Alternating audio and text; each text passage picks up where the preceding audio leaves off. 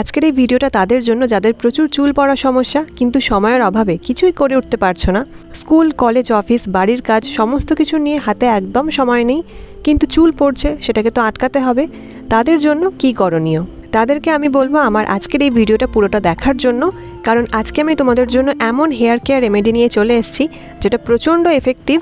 যাদের চুল পড়ছে তাদের হেয়ার ফলটাকে স্টপ করবে, যাদের স্ক্যাল্পে ড্যান্ড্রাফের প্রবলেম সেটাকেও কিওর করবে, যাদের চুল দেরিতে বাড়ে সেটাও স্পিডে বাড়বে, আর এই সমস্ত কিছু হবে খুবই ন্যূনতম সময় ব্যয় করে। সো চলো এখানে আর বেশি কথা বলে সময়টাকে নষ্ট করবো না, ডাইরেক্ট ভিডিওতে চলে যাই। আজকে আমি এমন একটা রেমেডি তোমাদেরকে দেখাবো যেটা কিনা জাস্ট বানিয়ে রাখতে হবে আর সময় মতন ওটা চুলে অ্যাপ্লাই করতে হবে। বুঝতেই পারছো কতটা ইজি, অ্যান্ড ট্রাস্ট মি, এটার রেজাল্ট তোমরা প্রথমবার অ্যাপ্লাই করার পর থেকেই দেখতে পাবে। এবার দেখে নি এটা বানাতে কি কি লাগছে। আমাদের লাগছে 1 চামচ চাল, বাঙালি মানুষ ভাই ভাত খাই, চাল তো অ্যাভেলেবেল। লাগছে 1 চামচ মেথি, 1 চামচ লবঙ্গ। আমি অলরেডি আগের ভিডিওতে মেনশন করেছি যে মেথি আমাদের চুলের জন্য কতটা উপকারী। মেথিতে 100% চুল পড়ার সমস্যা একদম চলে যায়। বেসিক্যালি এই 3টে জিনিস দিয়ে আমরা একটা হেয়ার সিরাম প্লাস একটা হেয়ার প্যাক বানাবো, যেটা কিনা তোমাদেরকে বারে বারে একদম বানাতে লাগবে না, একবারই বানাতে হবে আর সেটা রেখে দিতে হবে, আর সেটাকেই সময় মতন বারবার চুলে অ্যাপ্লাই করতে হবে। এবং এই রেখে দেওয়ার পরে যত দিন যাবে বা যত সময় বাড়বে এটার গুণাবলী কিন্তু ততটাই বাড়বে। এবারে আমরা একটা কাঁচের জার নেব আর সেখানে চাল, মেথি আর লবঙ্গটাকে রেখে দেব। চালটা অবশ্যই একটু ধুয়ে নিতে হবে, মেথি আর লবঙ্গটা না ধুলেও চলবে। চেষ্টা করবে কন্টেনারটা যেন কাঁচের হয়, কারণ কাঁচের জিনিসে এগুলো খারাপ হওয়ার সম্ভাবনা একদমই কম থাকে, কিন্তু যদি এখানে প্লাস্টিক ইউজ করো তাহলে খারাপ হওয়ার চান্স একটু বেশি। তাই তোমরা চেষ্টা করবে কাঁচের শিশিতে রাখার। এখানে আমি অর্ধেক শিশি জল দিয়েছি, তোমরা এখানে পরিমাণটা দেখিয়ে নিয়েছো। তোমরা চেষ্টা করবে নিজেদের পরিমাণ মতন জিনিসটাকে প্রিপেয়ার করার। এটাকে তোমরা আপ টু 2 থেকে 3 সপ্তাহ মতন ফ্রিজে রেখে দিতে পারবে, কোনো সমস্যা নেই।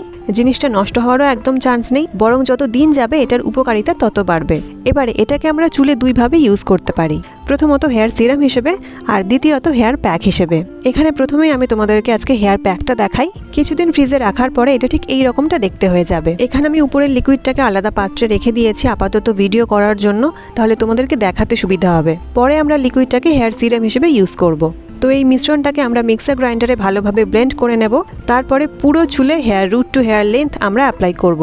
সত্যি বলতে পার্টিকুলার এই হেয়ার প্যাকটা আমার পার্সোনালি ভীষণ পছন্দ, কারণ এখানে চাল আছে আর চালের বানানো যে কোনো জিনিস আমার স্কিন বা হেয়ার বলো ভীষণ ভালো কাজ দেয়। তাই এই প্যাকটা আমার ভীষণ পছন্দের একটা প্যাক।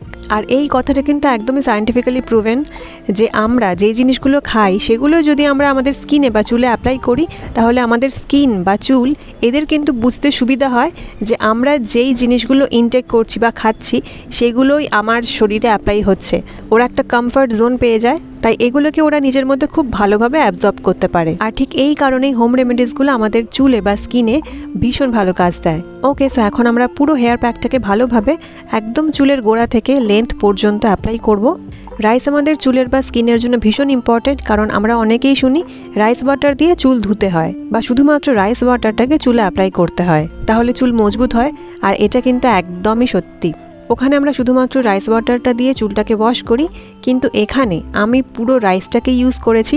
তার মানে বুঝতেই পারছো এটা কতটা পাওয়ারফুল। রাইস আমাদের চুলটাকে সফট বানাবে। যাদের ফ্রিজি হেয়ারের প্রবলেম, খুবই রুক্ষ চুল আঁচড়ানো মাত্রই জট পড়ে যাচ্ছে বা চুল আঁচড়ালেই জট পড়ার কারণে প্রচুর চুল ছিঁড়েও যাচ্ছে, তাদের জন্য কিন্তু রাইস প্রচণ্ড হেল্পফুল। হেয়ার প্যাকটা অ্যাপ্লাই করলে তোমাদের চুলের ভলিউম দ্বিগুণ হবে, এবং তোমাদেরকে আমি বলতে পারি যে এটা প্রথমবার অ্যাপ্লিকেশনের পরে কিন্তু দেখবে যে চুল পড়া অনেকটা কমেছে। এবং তোমরা যদি এই হেয়ার প্যাকটাকে সপ্তাহে 2 দিন ইউজ করতে পারো তাহলে ডেফিনেটলি এটার বিশাল বড় একটা রেজাল্ট তোমরা দেখতে পাবে। প্যাকটাকে আমরা চুলে অ্যাপ্লাই করার পরে কমপক্ষে 20 মিনিট মতন রাখবো, সময় থাকলে আমরা আধ ঘন্টাও রাখতে পারি, আর তারপরে চুলটাকে শ্যাম্পু করে নেব। হেয়ার প্যাকের অ্যাপ্লিকেশন আমি তোমাদেরকে দেখিয়ে দিলাম।